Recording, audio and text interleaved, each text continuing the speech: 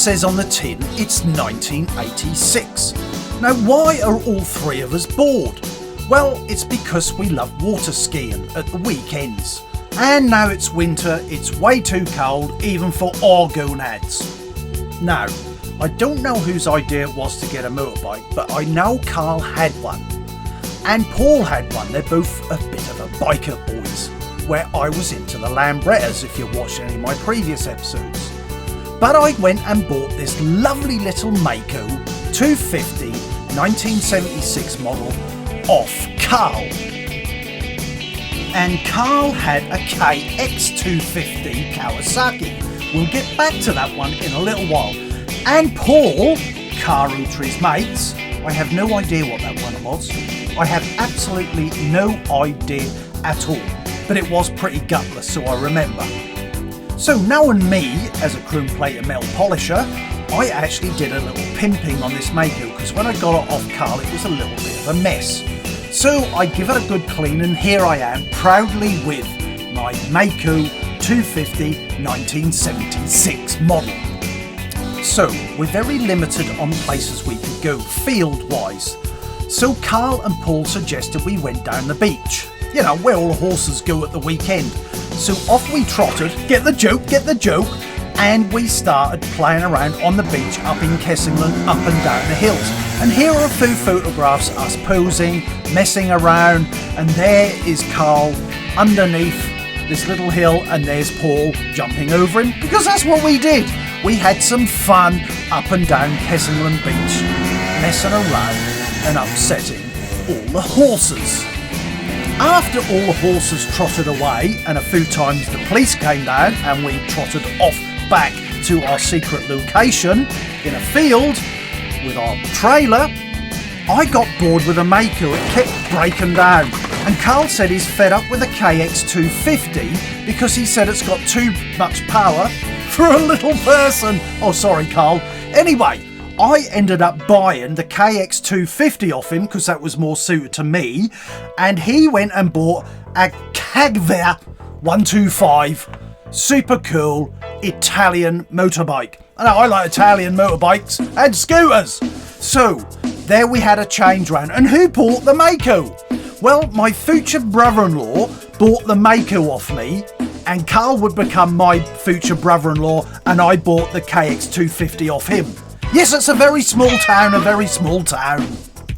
Now, Paul's little machine was a little bit older than my KX and Carl's Kavigar 125. And yes, we did get a few breakdowns. And Spence started coming along on the Mako, and yes, again, he had a few breakdowns.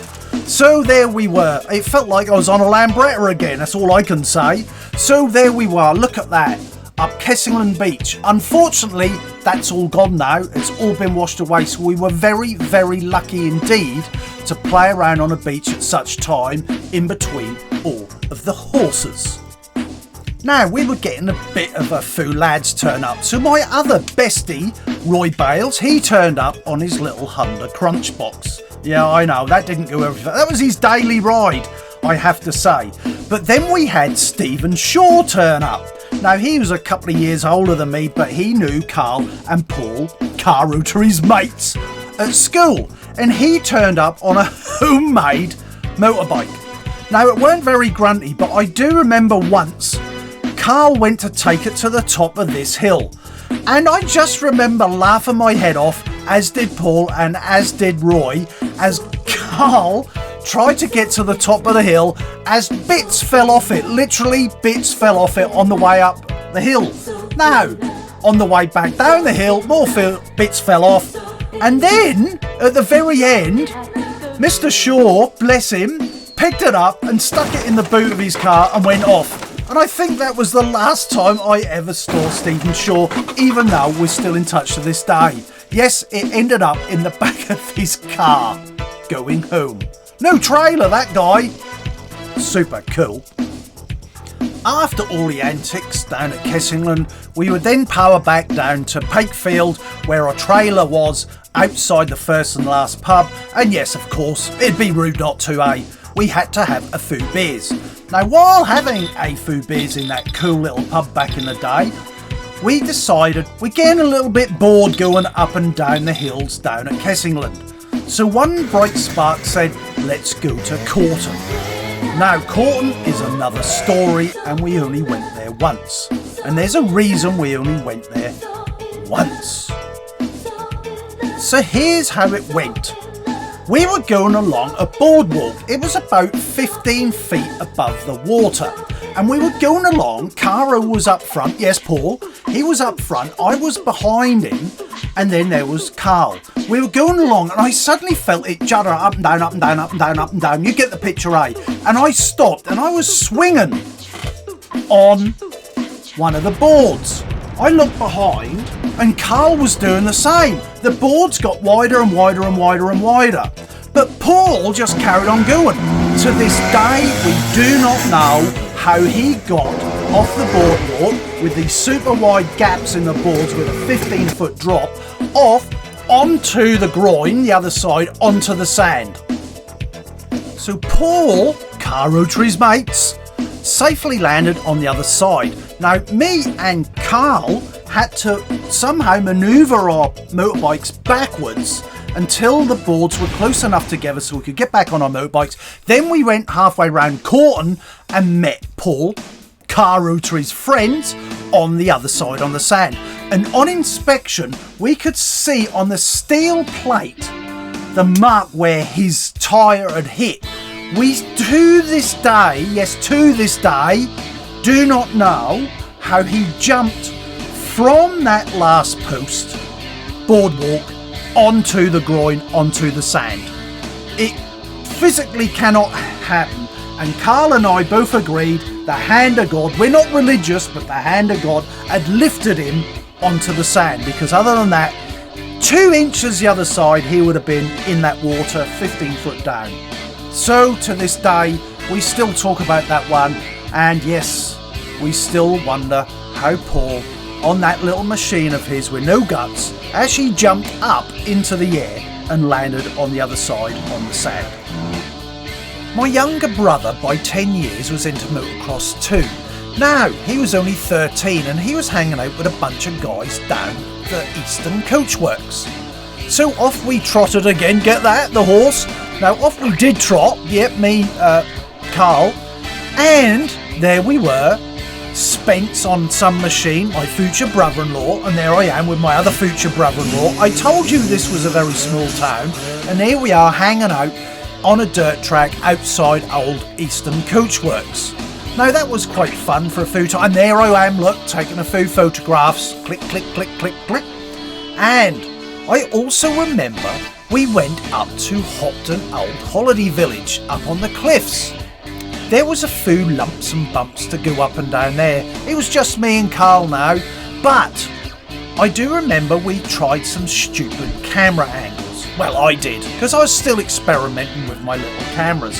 So here's a couple of shots. Yes, there's me laying down. You can't see me laying down. And there's Carl going over the top and vice versa. And yes, that was a nice little place to go. And we did have a rummage round inside there. And it was sad to see another building complex on the demise as well. Now, another memory was going up this old river. I say it was an old river. It wasn't. It was a stream. And it used to be part of the old railway complex in Lowestoft, before the demise of Lowestoft as well. You get the picture, eh? And we went right up to the top, right near Sussex Road, which is where I was born. And that was a hard little ride as well, up through this little stream. There was bricks, there was rubbish, and there was shopping trolleys and prams and all sorts. But Carl and I got to the top. And then I do remember, with no number plates or nothing, we thought, sod this, we're not going back down there again. And we took the road back down to Eastern Coachworks, which is where we started off from. That year, I do remember going to see my young brother race. He was in a little team. And on that day, they had end of season, the father's race. Now, I wasn't a father at the age of 23, but I decided to enter in all my best gear. Yeah, I had all my best gear on. And I used my brother's little 125 machine And bear in mind, there was a lot of former racers there and they got their sons involved. I went round and I came third, and here's my little trophy with me with it now. Yes, I came third, and I remember the guy handing out the prizes and he went, "You look a bit young to have third prize in a dad's race." And I quickly grabbed it and said, "Well, I'm having it anyway," and I took that trophy home with me, and I'm proud to this day to say I entered a race in all my good gear and I came third. And here's a few photos again of me racing. We turned a corner into 1987. It was getting warmer, so out come the water ski boat again. Yes, we were diehards. We did start in March, April time. And I sold mine because my KX250 just sat in the garage. Eventually Carl sold his. So did Paul, Car Routary's mates. And I remember Spencer sold the old Mako as well to a guy called Stephen Talbot and a guy Robert Reed, who I'm still in touch with. He ended up riding that as well. So it did live on. They did. I can't remember where mine went, but they were some really happy memories. 6 months through the winter, our scrambler lads just messing around on any piece of land we could get our hands on, up and down the hills, round Eastern Coachworks, through Hopton Village. What great days they were. But we did wear crash helmets. With no insurance, of course. Happy days. A happy memory. Let's cue some music and some more photos, shall we?